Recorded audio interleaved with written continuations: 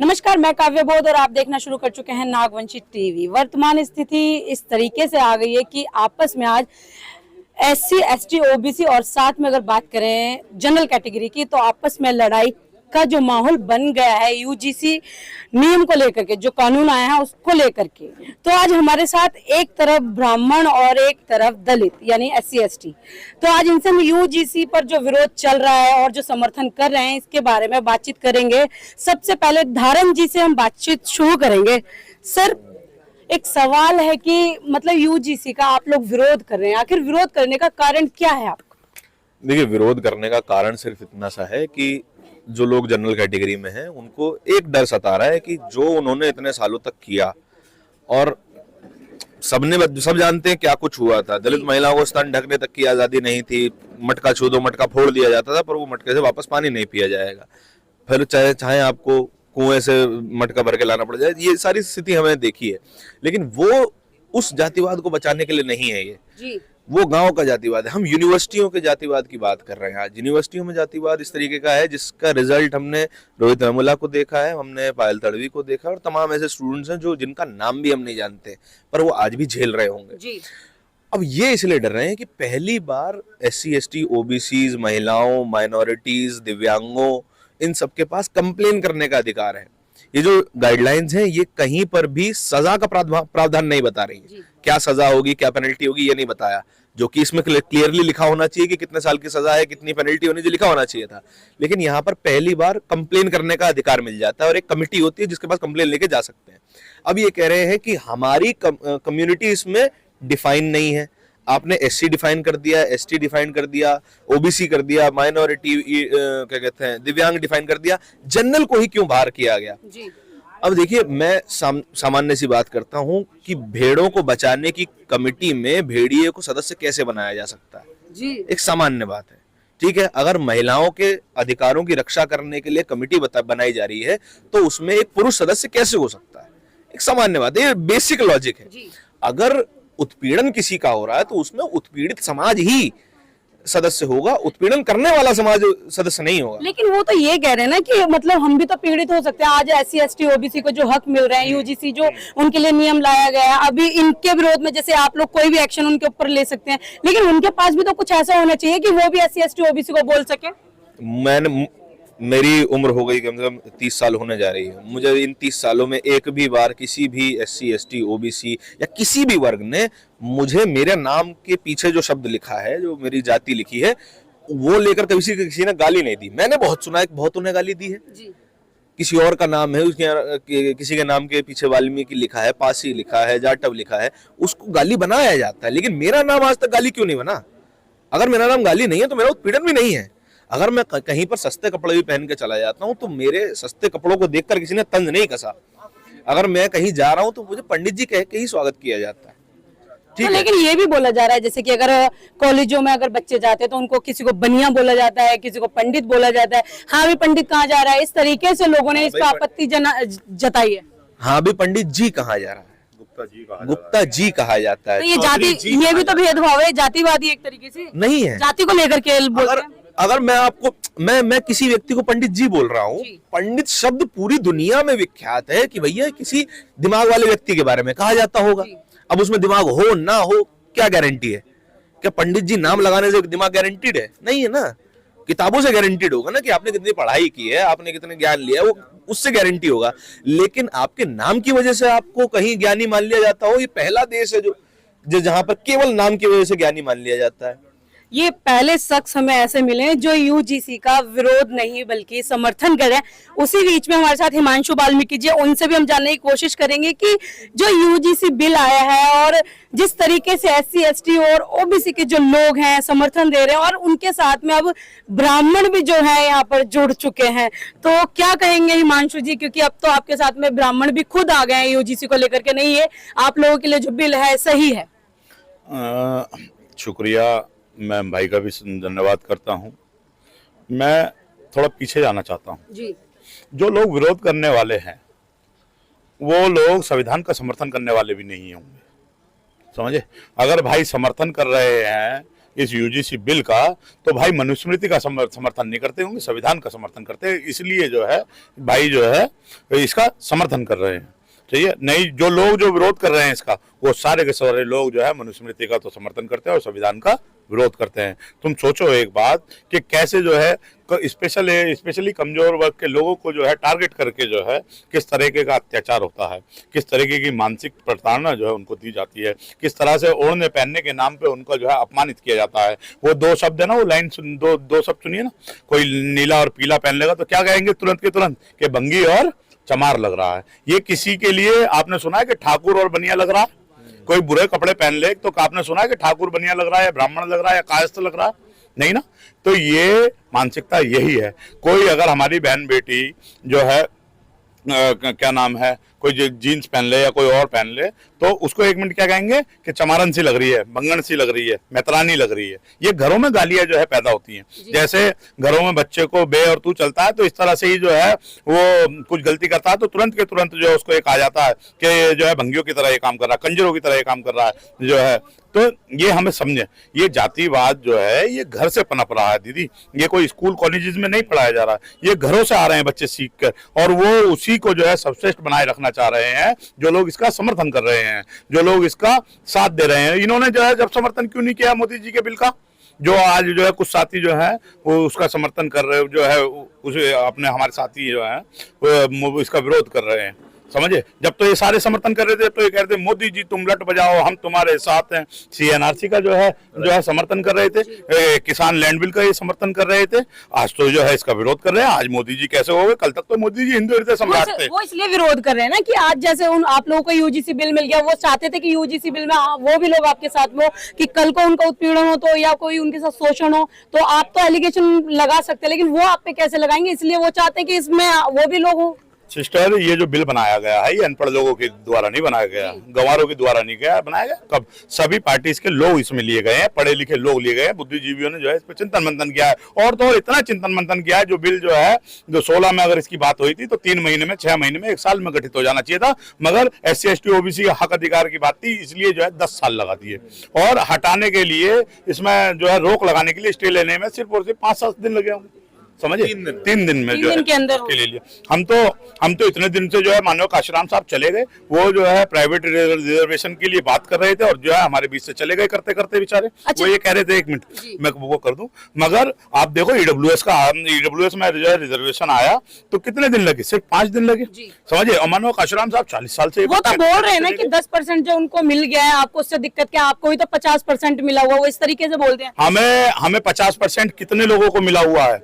हमें 50%, 85% लोगों को 50% मिला हुआ है। तुम्हें 10% जो है 10% लोगों को मिला हुआ है, जिन पे पहले ही जो है जमीन साधन है, जिन पे सारी चीजें से जो है वो रिसोर्सफुल है। बहन दीदी मैं बता दूं आपको, मैं वैसे इस बात में जो है जाति और धर्म के नाम पे नहीं पढ़ना चाहता, क्योंकि मेरे भी बहुत सारे दोस्त हैं सामान्य वर्ग के, वो जो है इसका जैसे भाई जो सम्मान कर रहे हैं ऐसे वो भी इसका स्वागत कर रहे हैं इस बिल का। मगर सच्चाई तो ये भी है, हम देश की राजधानी दिल्ली में भी रहते हैं, तो हमारे जितने दूसरे लोगों के प्रीत विहार में जीके में और जो पोस्ट कॉलोनियां लुटियन जोन में जो है जितने लोगों के गुसल खाने हैं, इतने हमारे दौलत खाने हैं दीदी। समझिए, जितने लोगों में वो नहाते, जितने लोगों में वो नहाते हैं इतने लोगों में हम रहने को मजबूर हैं। जितने लोग, जितनी जगह में उनका जानवर नहीं बनता, उतनी जगह में हमारा परिवार पालन पोषण करने के लिए हम मजबूर हैं। जहां से वो लोग नाक पे जो है रुमाल रख के निकलते हैं, जाने अनजाने में, जानबूझ के नहीं, समझे, मजबूरी में निकलना पड़ जाए तो रात रुमाल रख के निकलते हैं, मगर हम वहाँ पे हमारी पीढ़ियाँ की पीढ़ियाँ रह रही हैं। तो ये हम समझना चाहिए।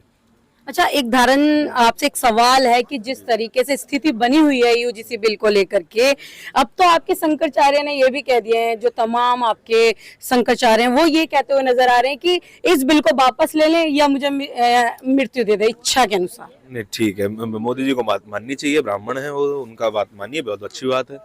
लेकिन जो पाप लगेगा आप, क्योंकि उनको नहीं, मैं आपको बता रहा हूँ ना, वो धार्मिक लोग हैं, धर्म के मामले में बोले जी, वो अपना धर्म चलाएं, अपने मंदिर चलाएं, अपने मठ चलाएं, ठीक है। कानून के मामले में कानून संविधान से करने दें। जो चुन के लोग गए हैं वहां पर, उनकी कमेटी गठित हुई है, उन्हीं के पास अधिकार है कानून बनाने का, बाबाओं के पास अधिकार नहीं है। सीधी बात है, आपने बहुत समय तक चलाया ये देश और इस देश को बर्बाद करके छोड़ा। इस देश के 90% लोगों को बर्बाद करके छोड़ दिया आपने। 10% को आपने समृद्धि दे दी, उनको ही सत्ता दी, उनको ही शिक्षा दी, उन्हीं को जमीनें मिली, और बाकी 90% समाज को आपने केवल मजदूरी करने के लिए रखा। उसने मतलब कितना बड़ा देशद्रोह है इस देश के साथ कि देश के 3% आबादी ने 10% लोगों को बचाने के लिए आपने 90% लोगों की जिंदगी बर्बाद कर दी, और आज भी आप चाहते हैं कि उनकी जिंदगी बर्बाद रहे। अगर आप ये बात नहीं समझ सकते हैं तो आप शायद मानव कहलाने लायक नहीं है। आपको समझना चाहिए, जो हिमांशु भाई ने कहा कि जिंदगी उन इलाकों में बिता के देखो ना एक बार।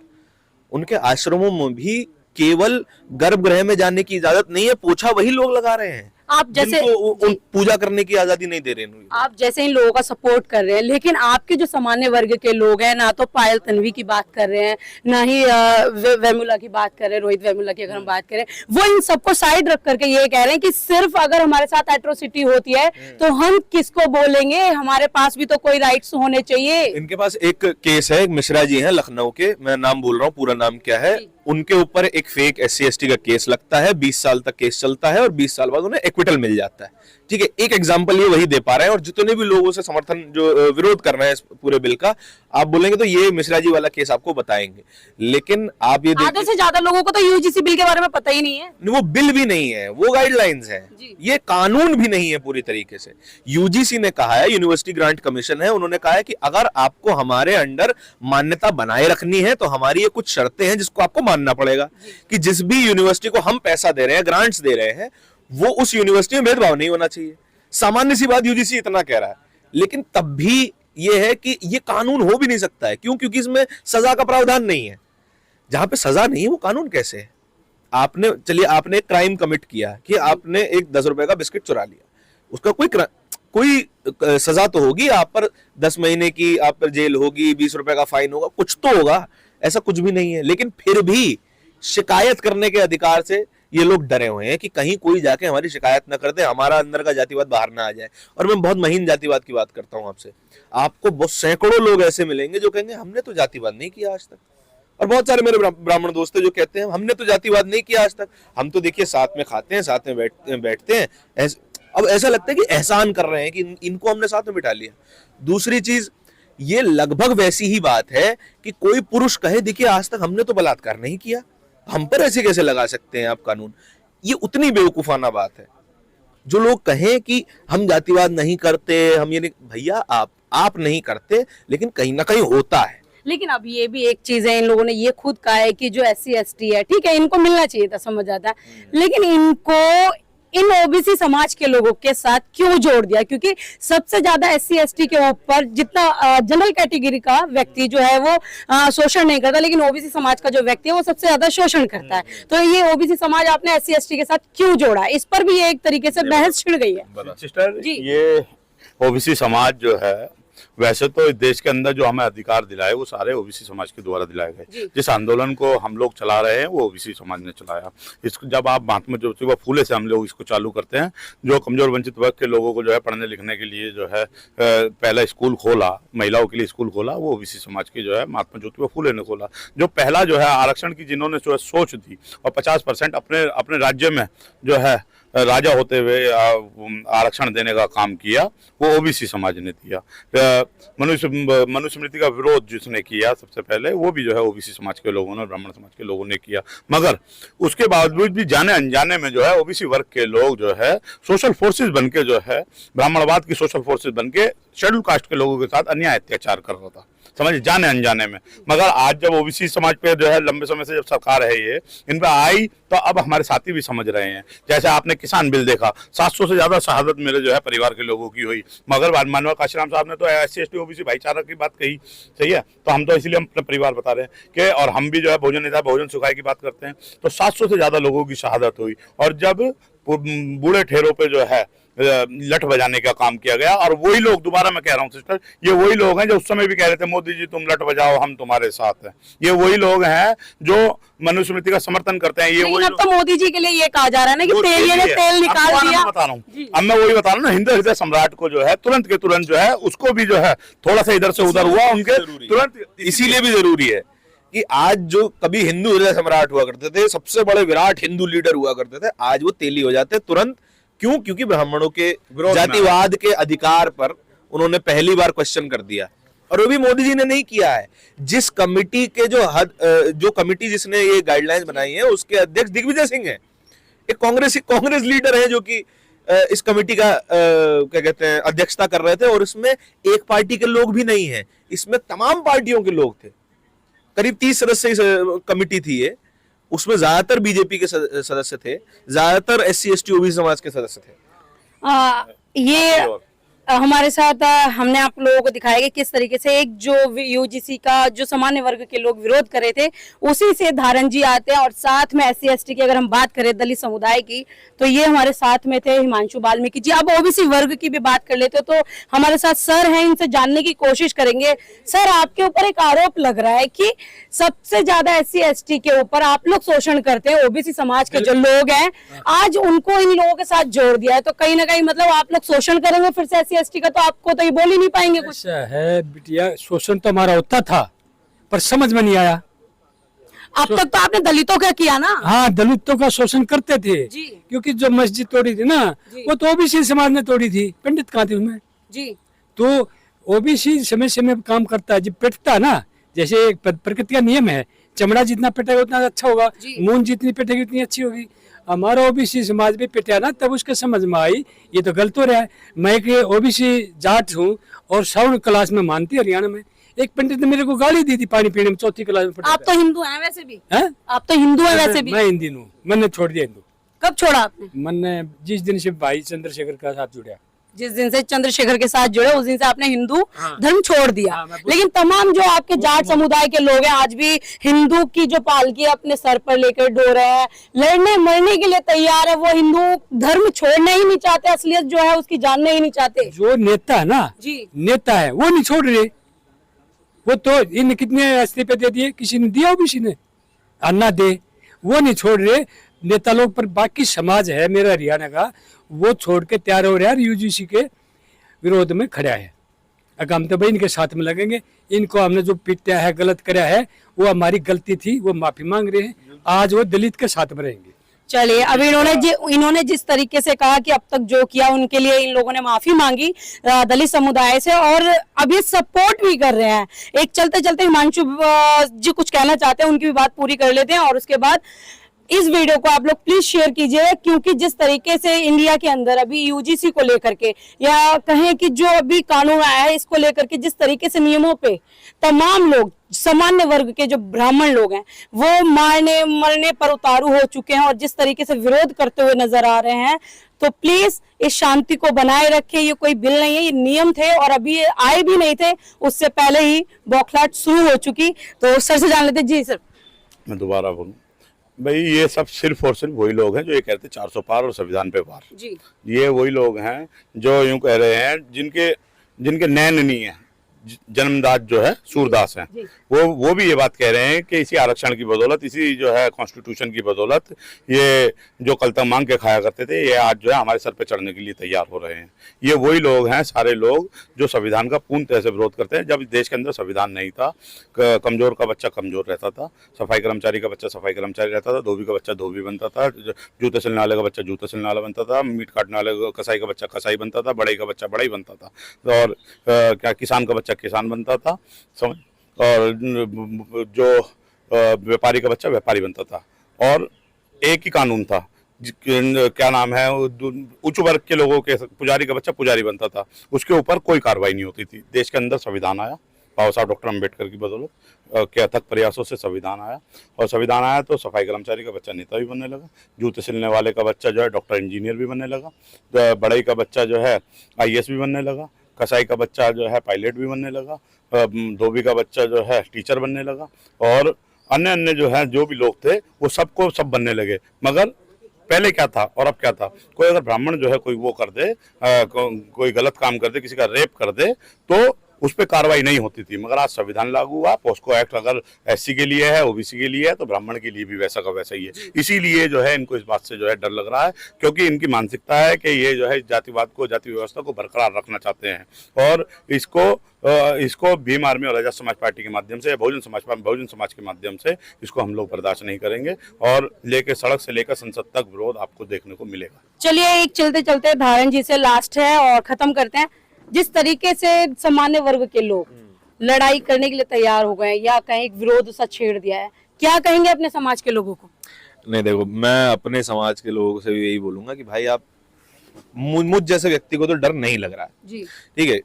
उन लोगों के डर इसलिए है क्योंकि उन्होंने अपनी दोस्तियां नहीं बनाई, उन्होंने अपना समाज खुद से गठित नहीं किया। मेरे हर समाज में दोस्त है, मैं हर समाज के लोगों का दुख समझ रहा हूँ और वो मेरा भी दुख समझेंगे। अगर कल को मेरे साथ कुछ गलत होगा तो हर समाज का व्यक्ति खड़ा होगा, लेकिन अगर उनके साथ कोई कुछ गलत हुआ, शायद एक ही समाज उनके साथ खड़ा होगा, बाकी समाज नहीं खड़ा होगा। बात यह है कि अगर आप चाहते हैं, असल में चाहते हैं कि जो हिंदुओं की एकता बन जाए या हिंदू एक एंटिटी माना जाए, तो अगर आपकी मेरी थाली में 5 रोटी हैं और किसी में 1 है, तो मैं अपने हिस्से की रोटी उसको दूंगा, क्योंकि तो हम दोनों बराबर खाएंगे, बराबर लड़ सकेंगे। लेकिन आपका समाज तो मुस्लिम धर्म अपनाने के लिए तैयार हो गया कि अगर बिल खत्म मतलब वापस नहीं होता, इनके हक में आता है, तो हम मुसलमान धर्म अपना लेंगे, मुस्लिम धर्म अपना लीजिए, आप, आपकी आजादी है, कोई तो दिक्कत आप भी अपनाएंगे फिर तो? नहीं। चलिए, धारण जी से बात करने का उद्देश्य सिर्फ इतना था कि जो लोग जिस तरीके से भ्रम फैलाते हुए नजर आ रहे हैं यूजीसी बिल को लेकर सबसे बड़ा धर्म मैडम कॉन्स्टिट्यूशन ने हमको दे दिया, इक्वालिटी सबसे लार्जेस्ट धर्म है जी, ठीक है। अगर मुझे मनुस्मृति और कॉन्स्टिट्यूशन चुनने के लिए 1 सेकंड का भी समय लग रहा है तो मैं अपराधी हूँ। और कोई भी ऐसा टेक्स्ट जो आपको और मुझे गैर बराबरी से देखता है, या फिर आपको महिला होने के कारण आपसे भेदभाव करता है, या मेरी किसी जाति होने के कारण मुझसे भेदभाव कर रहा है, तो वो मेरे लिए टेक्स्ट नहीं है। एक ही किताब है जो दुनिया के, पूरे भारत के हर एक व्यक्ति के साथ न्याय कर सकती है, वो कॉन्स्टिट्यूशन है। That's it. उसके अलावा शायद मेरा कोई धर्म नहीं है। मैं खुद नास्तिक हूँ ना, मैं पहले व्यक्ति हैं आप जो हमें मिले कि मैं नास्तिक हूँ, वरना सारे तो आस्तिक ही बताते हैं जितने ब्राह्मण। मैं घोषित तौर पे नास्तिक हूँ। मुझे ईश्वर के अस्तित्व पर विश्वास नहीं है। ईश्वर हो सकते हैं, किसी के लिए हो सकते हैं, मेरे लिए नहीं है। That's it. ओके, तो प्लीज इस वीडियो को ज्यादा से ज्यादा शेयर करें। और इस वीडियो को इसलिए बनाने का उद्देश्य ये भी था, जिस तरीके से यूजीसी बिल को लेकर के भ्रम फैलाया जा रहा है या फिर कानून को लाने की बात की जा रही है, उससे तमाम जो लोगों में आपस में लड़ाई का माहौल देखने के लिए मिला है। इसलिए इस वीडियो को बनाने का उद्देश्य था। प्लीज इस वीडियो को ज्यादा से ज्यादा शेयर करें। धन्यवाद।